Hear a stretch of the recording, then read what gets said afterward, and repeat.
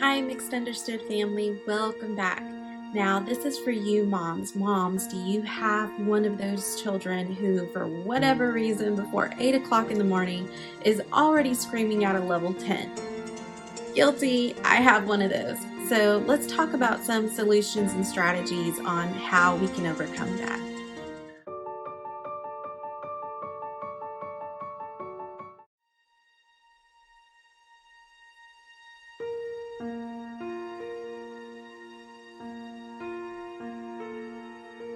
So if you have a child like the one that I just described, you probably realized it from a very early on. With Michaela, we knew from the very first day that she was born that she was a screamer, and she had such a high-pitched cry.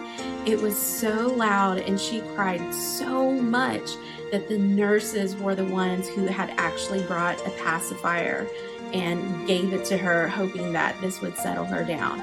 Now, with our oldest, Adeline, she never needed a pacifier. That was never an issue for her. And so it's just proof that it doesn't matter how many children you have, each one of them are unique. They all have their own special personality.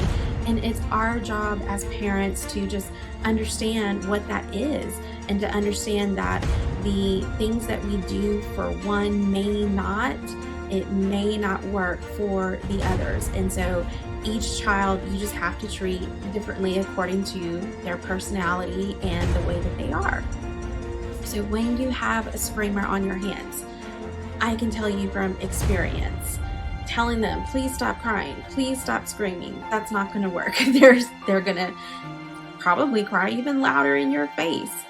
Spanking doesn't work. Like, I know a lot of parents are opposed to spanking, but that does nothing for the child that's an absolute screamer and that will just throw themselves down on the floor with a tantrum. It does nothing. And so what we want to talk about is, well, what will work?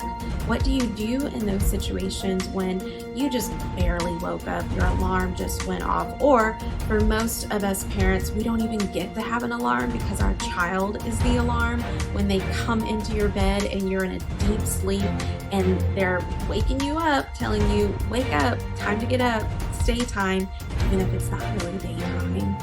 And so for those of us who, when you're getting up and then already something happens and you hear the screaming from the living room and you immediately know which child it is, you immediately know because you already know this particular one is just their personality. It's their way of coping and dealing with things.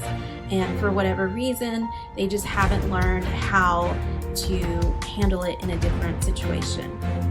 So here's what you can try and do. Here's one strategy that I want you to consider and that I want you to try the next time your child is screaming and going crazy like that before it's even 8 o'clock in the morning. So one thing that you can do, and this is one option, is to try to completely ignore them. Don't even let them know that it's bothering you, even though it's bothering you and it probably even hurts your ears. Do not let them see that it's impacting you. Continue going about making breakfast. Continue going about washing the clothes or whatever it is that you're doing during the day. Don't even acknowledge the behavior. Just ignore it. And if they see that they're not doing anything, why aren't they saying anything to me? Why aren't they doing anything? Lots of times they'll stop because they'll realize I'm not getting any attention. So the screaming and the yelling is for attention. If you cut off giving attention when they start acting that way, it can work. That's one strategy. This does not work for all. This is not a one size fits all. This is a trial and error. We're going to see what works for my child. Strategy number two. Strategy number two, we're going to acknowledge the screaming because the ignoring didn't work. And it's been 3 minutes later, they're still screaming and crying. It's impacting the other children in the house. The other children are covering their ears. Now we got to do something about it. So what we're going to do is we're going to walk up to the child. We're going to gently grab them by the hand. The key is be calm, be subtle, Don't do anything in a way that shows you're upset or that shows your frustration. Just gently grab them by the hand and start to slowly walk them back to their room. Sit them on their bed, look them directly in the eye and say, Kayla, I want you to know that I brought you to your room because your screaming is very loud. It's hurting mommy's ears and it's hurting your sister and brother's ears.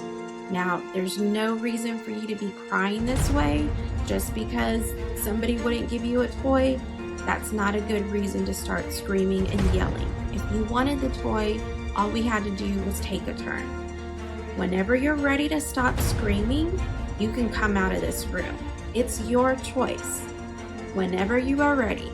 The only way that you can leave this room, though, you have to stop screaming. If you continue to scream because that's what you decide, then you need to stay here.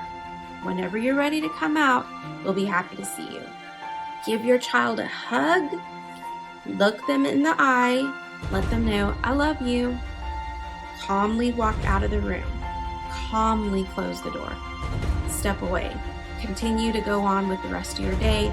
Continue on with the rest of your children. Often what will happen, that child will stay in there and will continue screaming and crying. It doesn't stop just because you had that conversation with them, but you put the ownership on them that they get the choice to leave the room, but you told them the only way you get to leave this room is you have to do something. That doing something is you have to stop screaming and you have to stop crying. Now, if they try to come out of the room and they're still screaming and crying and they're getting louder, repeat the process. Gently grab their hand, calmly walk them back to their room. This time, if you have to do it a second time, sit them on the bed. The conversation's much shorter.